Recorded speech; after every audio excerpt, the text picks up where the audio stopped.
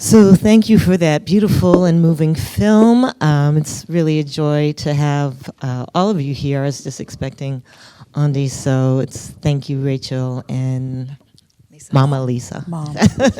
Mom for showing up. Rachel, I know you have time constraints. I'm just going to ask you about self-directed death and Judaism, like how you reconciled that. Thank you, and I'm so sorry. First of all, I just want to thank everyone so much for coming, and I have to be in dialogue with Masha Gessen tonight, which I can't miss because that's too amazing of a thing. So I'm sorry to have to run away. But Judaism, all movements of Judaism have banned anything that hastens or aids in leads to dying, and that's been true from the Talmudic times, for a very long, thousands of years. But the Reform movement has changed its position this summer, changed its position to support medical aid in dying, noting through a very long, thoughtful responsum that the context in which Judaism banned this was one in which a person, usually from onset of end of life to dying, it was about 5 days on average. And so hastening death meant like at day 3. Whereas our life now has so much medical intervention, people are kept alive for so long, it's a totally different context, and that law shouldn't be applied anymore in that way, the Reform movement has said. Noting that Joseph Soloveitchik, really very honored rabbi in Jewish history and text, said that any law that is applied without tenderness is wickedness. And so I think that we're about to see a real change. We just saw it in the Reform movement, but I think maybe more broadly, I'm hoping we're going to have a conversation in Judaism about what is it, because what that comes from is the idea that the most important thing is life and honoring human life, never devaluing human life, which is a very good principle. But the question is, does it honor human life to force people to stay alive when they're dying anyway and suffering? And I think, to me, the answer. So I think it's time for us, in actually all religions, to have this conversation about what does it look like to honor and value life at the end of life. Thank you, and I'm sorry to go. Thank you so much. Love you, Rach. Thanks for coming.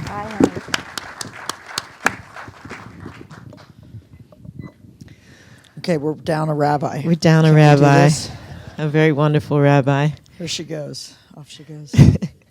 So you started to talk in the beginning a little bit, Ondi, about how you knew your dad was sick and you're trying to bottle up as much of him as you could. Can you talk about when you decided to shift it into making it a feature film?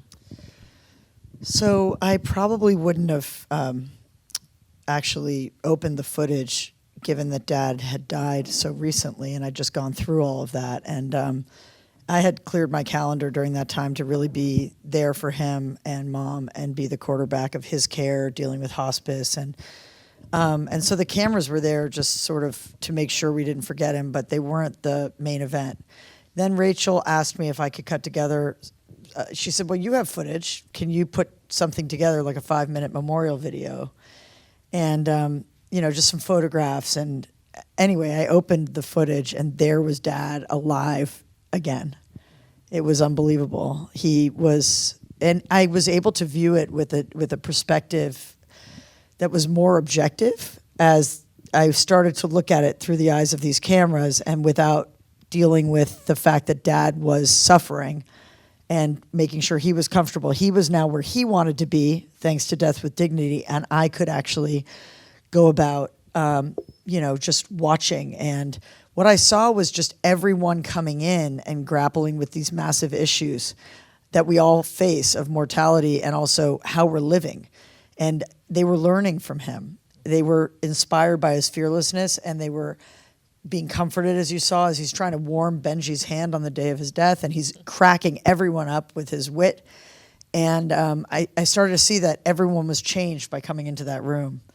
And then, my brother finally was emotional, and my sister was also, staying strong to be a rabbi and then breaking down. And my mom here was really having a hard time understanding quite that her partner and love of 54 years was going to be gone. I don't think she could grasp it really till the night before. And also there were so many people that she kind of was entertaining. And so I was watching all of this, and anyway, a week later I stood up and it was a 32-minute memorial video, and Rachel was not happy about that. And I because it was the night before, and she had like a whole, Dad had asked her to, she's like, Dad asked me to do a memorial service, not a film screening, you know. But she then, it was really well received, and the film screening was very well received because people's ideas of death were even changing, even from the memorial video. And so that was very noteworthy to me as a filmmaker, but also I was already hooked. I mean, I was grieving with a dimension I think very few of us ever get to grieve with. And I was laughing and crying and being with Dad, and a feature film flowed through me. You know, I remember I called my friend Rachel Morgan, who runs the Sidewalk Film Festival, because she said, hey, what do you have this year? I said, I think I have a short about my dad. And then I called her back, and a couple weeks later, I was like, actually, it's a feature. And it's rough, and I want to screen it secretly. Because I also was worried that it was so personal and so raw that I didn't know if it was appropriate. I didn't know if it was appropriate to film, and I really didn't know if it was appropriate to release, but I thought it was profound. So we brought it to Sidewalk under no title, without my name, sat in the back, Morgan, my partner who scored the film, and a couple of people got up at the beginning, and I felt like, oh my God, am I showing my bar mitzvah video? Like, is this, and she leaned over and she said, this is a really bad idea. This whole thing was a bad idea. And I'm like, well, at least it's in Birmingham, Alabama, you know, like we can leave it here. But when it ended, there was like a standing ovation, and then these boys in the back that were like 20 years old said, we now have a role model. Thank you. Like, we wish we knew your dad. And he's like, he's a man we can actually try to be like.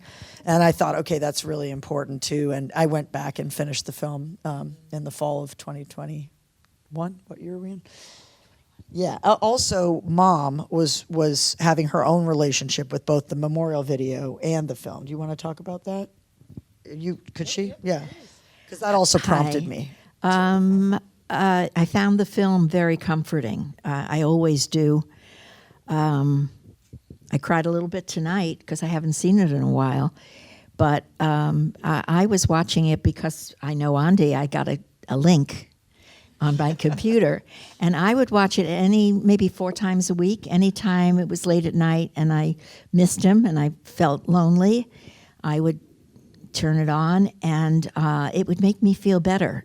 To be with him, to remember him, to be with him, and to hear how funny he was all the time. And then when it was ended, I was absolutely reassured that it had to be.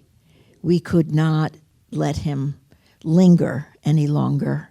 He wanted out, and he deserved it. He deserved the rest. And so it's very comforting to me and reassuring.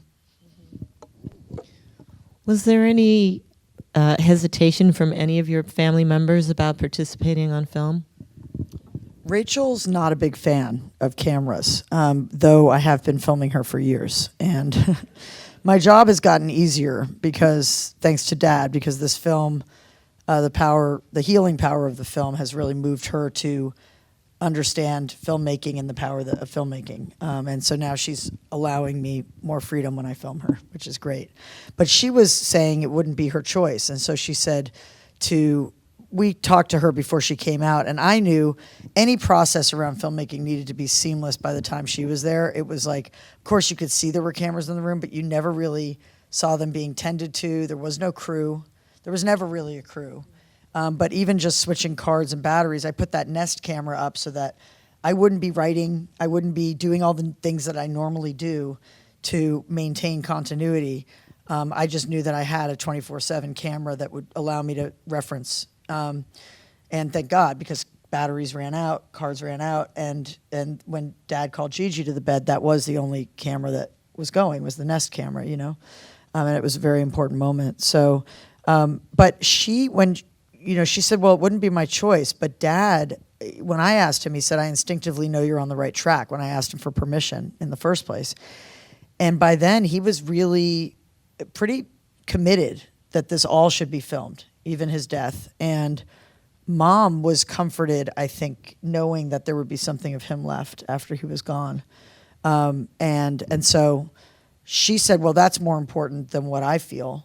That what you two feel is much more important. And she would tell you if she was here that once she made that decision, she went ahead and, decided the cameras weren't there. And because what was happening was so intense and just so important, to be with Dad, to get Dad to realize that he had given us everything, to get him to shed his shame. We had like major things going on, and so the cameras were not. So she just forgot about them, and we all forgot about them, right? I mean, you didn't even have any idea.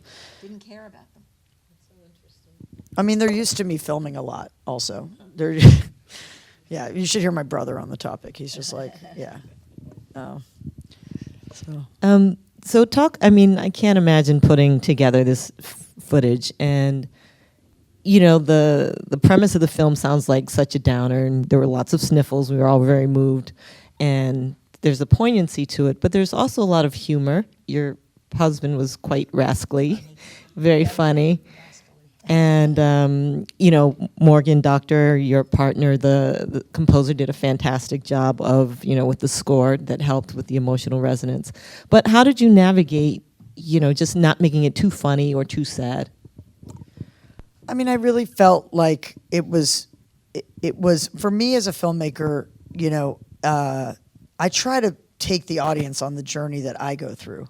So for me, in the beginning, it was very, very, very devastating to have Dad in the hospital during COVID, as so many of us have experienced that isolation, his fear. He thought he was going to die right then, or he wanted to die right then. He was asking us around the clock to help him die. And he didn't know about an end-of-life option act. There was none of us knew that existed. He meant come kill me. And I was like, I can't even get into the hospital, But I was desperate, and I felt like what I tried to do in the beginning is that, and then that first shot of him, leaned over, waiting in a hospital gown for the bed to get ready. It was, to me, what I wanted you to experience was his helplessness and his frailty, and then the movie turns when he gets agency over his body, and when he gets that basic human right delivered, he knows he's going to start the clock and that he has agency and power to say it's going to be March 3rd. He said to me, would you rather know the day, or would you rather get a phone call in the middle of the night? And I had received those phone calls where he had fallen and split his head open and things like that. I did not want that phone call. He had a really good point. It was terrifying to have a date, but it was also, it gave us a period of time to make a lot of things happen. And sort of, I just almost produced it, Zoom calls and all of those things. So we had, because Dad's so naturally funny, we had these naturally really witty. I mean, it was an embarrassment of riches. Like, there's so many jokes that didn't make it, and one-liners, But the ultimate journey is one that is like walking a plank, like Mom says. We're putting one foot in front of the other, and then Morgan says and all of a sudden it's going to be over. And that is what happened. I mean, and so I wanted it to have this kind of relentless pace that but also I skipped days and things, but I was liberal, of course, as a storyteller with I wanted the grandkids to come in. I want you to see that the grandkids can visit. I see this film as almost a guide that we ourselves were walking on the moon. We had no idea what we were doing, but our improvisation, it felt like we did well. And I wanted to share it because I felt like we all go through this. This is like a universal, none of us gets out of here alive. And we all are going to lose our parents and or grandparents. And these kids watching this film, I mean, those grandkids that are in the film, in a row like that, it's wisdom, it's funny, it's desperate, it's tears. And so it just naturally, every day was like that. We were laughing, we were crying. And that's what you do as an audience, So yeah, it was just kind of layers, and I just very much felt it flow. Like, it was very instinctual. I've always been an editor, and some of my films are 2,500 hours of footage was Dig, and 5,000 for We Live in Public, and lots of other ones. Brand: A Second Coming was at least 1,000. This was like 500 hours of footage, and I don't remember being as unconscious with the process as I was with this. It was like Dad was driving along with me, It was just following spirit and love for it. And then I went back and found like, oh, I know I have Zhuki making the turkey with him, and I can make a match cut and all the like filmmaker things, and put sprinkling in the archival and all that. So I'm afraid I'm getting audience the questions? wrap up signal Wrap-up from signal. my theater Oh, manager. no. Yeah, I'm very sorry. We have a Oh, okay. Minute, Usually we second. have a great talk back with the audience. But yeah. I would love one I'll as stand well. outside. We'll stand outside, right? and talk? I have a great story that I always tell Ondi I want her to tell. So we'll tell it outside. How about that? Aw, Thanks, Lisa. I'll Okay. be there listening. Thank you. Thank you all for coming. Thank you for sharing that film. Thank you, Eli. Thank you. Thank you, Doc NYC.